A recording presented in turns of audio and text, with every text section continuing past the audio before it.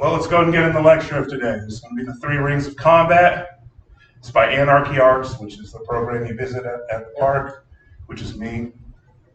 And so let's talk about it. So violence is a constant of scientific reality, and it determines the execution and existence of any given paradigm. It's a lot of big words. Let's go and dissect it.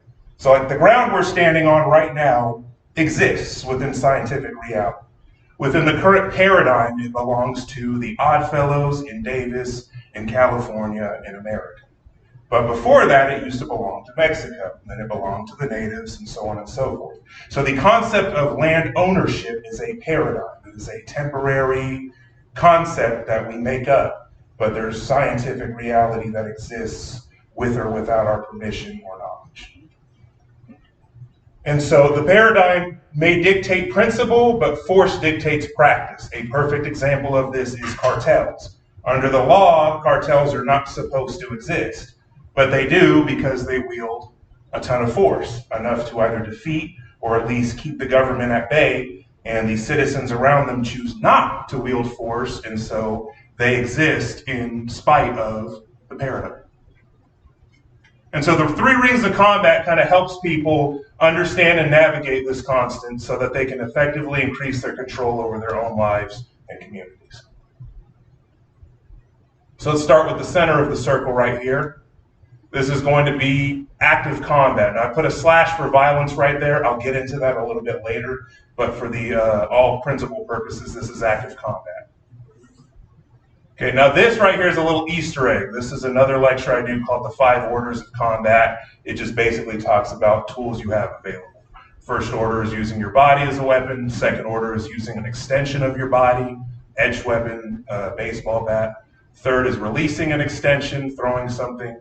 Fourth is wielding an extension that releases extensions of itself, like guns or bows and arrows. And then 0 is having other people fight your battles or using things like landmines, poison, stuff like that, removing yourself from the equation. Okay, so let's talk about the first ring right here. Anyone want to guess what this might be? This first ring is going to be situational awareness. Very basic concept, a lot of people know about it, but I'm going to break down that there's 2 points of situational awareness. Well, the first one might be, pretty standard and a old concept. The second one just gives a different perspective. So of course, situational awareness kind of determines, happens before you enter active combat or violence. Do you have good situational awareness? Do you see the threat before it comes? Or do you have bad situational awareness? You look up from your iPhone and there's a gun in your face already. And of course, you can use situational awareness to avoid combat altogether. You see the threat coming, go the other direction, or scare them with your voice and they leave. Okay, now on this other side right here, this is also situational awareness. And so let's say you have situational awareness, you get in a fight, you come on the other side alive. The very first thing you want to do is go back to situational awareness. You see it in bar fights. A lot of people make that mistake of knocking somebody out and beating their chest and screaming, and then they get hit in the back of the head with a bottle and end up knocked out themselves. So whether it's a fist fight, shootout, whatever, as soon as you escape the threat or put the threat down, you immediately check the area to make sure that there are no more threats, that you're not going to end up right back in active combat.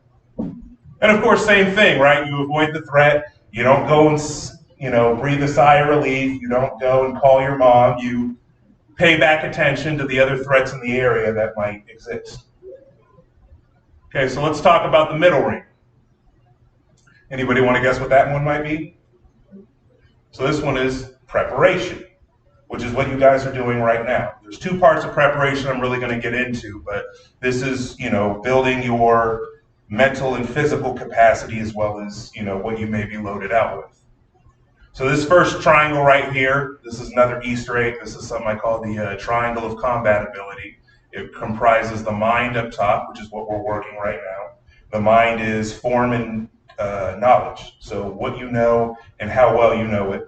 If we were outside exercising, that would represent the body, right? Your athleticism and intangibles. And then this last one right here is spirit, which is where if we were doing a live stress drill, we would be honing your instincts and conditioning your responses. So this represents kind of the, your physical fitness, your mental capacity, kind of your personal side of preparation. And then this one over here, also another option for the opportunity to show the 5 orders, is your equipment, right? What weapons or what other people do you have with you? What resources do you have outside of your own knowledge and physique to help you deal with combat? So going forward, just both of these shapes represent both halves. So this represents both the mental and equipment preparedness, same as this one. So let's talk about how this interacts with situational awareness. So if you have good preparation, this activates your situational awareness, right? So of course, if you have good preparation and good situational awareness, your odds of getting on the other side of this victoriously or avoiding it altogether you're in pretty good shape to do that. But let's talk about if you have bad preparation, right? We talk about both sides. You're not in shape, you don't have any weapons, you don't have anybody to help you fight. Situational awareness is pretty much useless. Even if you have great situational awareness, if I have a gun and I walk up and say I'm going to shoot you, if you're not in shape to run, you don't have any body armor, you can't shoot back, this good situational awareness is the difference between getting shot in the face and shot in the back. And then of course, if it's to the death, you're probably going to get your ticket punched. Okay, so let's talk about how this activates after active combat, or after you get to the second situational awareness. Anybody want to guess what this would be? Pretty close to preparation, but this is going to be preparedness, or within our current paradigm, legal prep. So let's say you get in a shootout, right? You scan to make sure there's no more bad guys around. Well, you want to make sure, you want to check your ammo, right? Do you have enough ammo to get into another shootout if you have to? Or if you're with a group of people, are they all healthy? Is anybody injured? Are you injured? Or let's say you raided a strategic location. Maybe you have more ammo available to you. Maybe you rescued a couple of people, now you have more fighters. So you want to check your preparedness for the next instance of active combat that you may or may not get into. And then of course legal prep, right? Are there cameras? Are there witnesses? You might want to get their contact information. You would like to talk to them before the police, get there, and it becomes obstruction of justice and so on and so forth. Your words, not mine.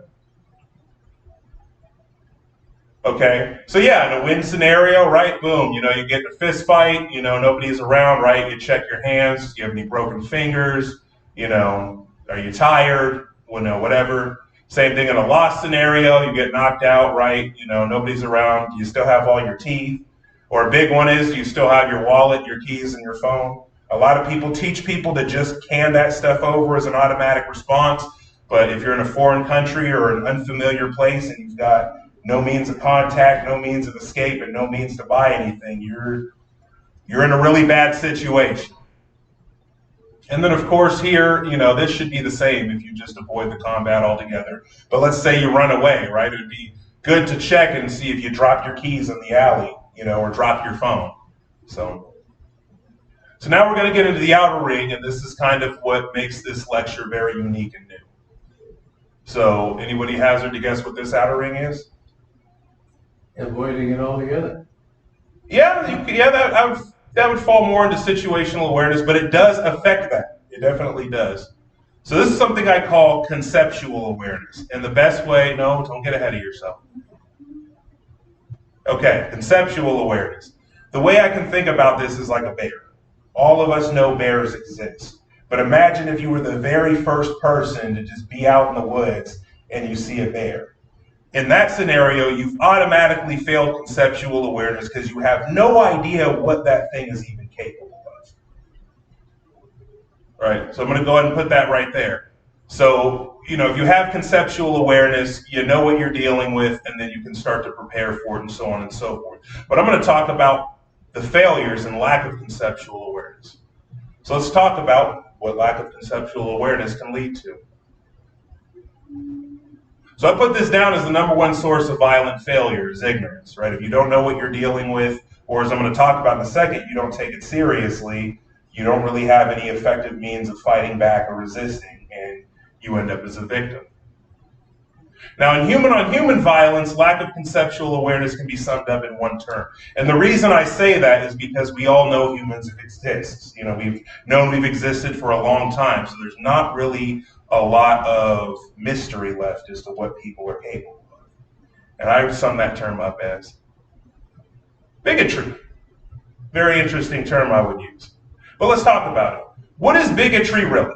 Let's take a racist white lady. She's in an elevator. A black guy gets on the elevator. She gets nervous, right? She thinks he might try to rob her, attack her, sexually assault her. Well, let's break that thought process down. Can that big black man do any of those things? He absolutely can. So is her fear unreasonable? Not really. But where the bigotry really comes in is if that was a white man, she'd let her guard down. She would assume that everything would be okay. But could a white man also do all of those things? Yes. So currently we define bigotry by the watchful eye, right? We think, oh, if you're concerned about this person who's different from you, that's what makes you a bigot. But it's really the blind eye, because there is legitimate, caution to take with people who are different, but it's that false sense of security you have with your own kind, what is truly what makes you a bigot. And this is where we get into that failure, is oftentimes people don't take, the threats around them seriously, and you fail conceptual awareness. And with that, you can't adequately prepare. And if you're not adequately prepared and you don't take this seriously, one, again, like I said, this is situational awareness is pretty useless. But two, if you don't have good conceptual awareness, you probably don't have good situational awareness either. You just walk around helpless and you get destroyed. You get eaten alive. And now finally, as I said earlier, in many cases, this becomes active violence because you're not fighting back. You're panicking, you're freezing, you've got tears in your eyes and piss in your pants because you didn't take any of this seriously. And a lot of people, we do know a lot of people who fail this conceptual awareness because everybody knows somebody that picks and chooses when they lock their doors. If it's your doors in your neighborhood, you feel safe and you feel like you don't need to, but in a different area, you feel like you need to lock your doors. And that goes back to bigotry. But of course, it takes 2 seconds to lock your doors. You should always lock your doors, no matter where you're at, or no matter who you're around. Okay? So let's talk about how this works when you have good conceptual awareness. And this is going to probably describe most of my life and probably your life, Sven. Right? You've got good conceptual awareness. So you have good preparation. You take the threat seriously. You're in shape. You've got weapons on you. You've got people with you. And of course, you've got good situational awareness. A majority of the time, this is going to lead to outright avoidance. Either you're going to see the threat coming and avoid it, or they're going to see that you've got all this going on and they're just not going to fuck with you. Or in my case, the few times I have been in fights, you're just going to blow right through them. It's not even going to be competitive. If you've got all these going for you, you're armed, you've got friends with you who are armed, if this happens, it's going to be pretty much a wash. Fought a dude at 7-Eleven, I'm in shape, I train and whatever, he's out of shape, didn't train, tried to square up with me, and he got destroyed. I didn't get, it wasn't even, it was embarrassing. Okay, so let's talk about the whole thing all together and where this ring really interacts with each other. Okay, so, well, this is also conceptual awareness, and this is where it loops. So now I'm going to explain that. So again, right, you've got conceptual awareness. It feeds your preparation, feeds your situational awareness. A minority of the time, right, if you have, you fail all the leaves, you're going to get your ticket punched, and that's going to be it. Majority of the time, you're going to just avoid the threat altogether. But even let's just for educational purposes say, you go through all this, you go through the fight, now you get back to the situational awareness, right? We go back to that preparedness, right? Check your inventory, is everybody okay? Well, where this all seals is all of this information goes back into your conceptual awareness. It's one thing to read about what potential danger a person or animal or whatever you fight poses. It's another to have real life experience that you can take forward, and then you use that to go back into the loop that goes into your preparation, right? And in the scenario I started, right, where you have bad conceptual awareness, bad preparation, bad situational awareness, and you become a victim, that is usually most people start into actual combat training. It's unfortunate that they have to learn the hard way, but that's what happens. You get destroyed, you become a victim, right? You get away somehow, you get back to preparation, you're like, okay, I have to take this seriously. Now you start preparing, and then that goes into your situational awareness. And we've got the whole cycle going back and forth. So, yeah, and then of course that goes back into this scenario. Maybe you get into fighting, maybe you go around it, but you've got all that constant feedback loop. So, let's go over a review and a takeaway. All humans and factions have the equal capacity for harm and abuse. So you should take everybody seriously, and you should prepare in general, not just if you live in a dangerous area or you're around some sketchy people. Anybody can be sketchy if they choose to be so. Preparation and situational awareness should be based on an entity's capacity to harm, not its likeliness to harm. Okay, same thing right here. Just because you don't think somebody's up to no good because they're your kind, they vote the way you vote, they live in your neighborhood, you know, their capacity is the same as people in a different neighborhood or a different mindset. Don't be a bigot. Okay. Obtain the most relevant weapon available. Currently that would be firearms, but maybe if this lecture survives 100 years in the future, we'll have, you know, psionic weapons or, you know, lasers that can melt people. But whatever it is, you need it. You're not going to protect yourself and your family with your boxing skills, you know. And then, of course, last one is stop making excuses and start training. Reality waits for no one.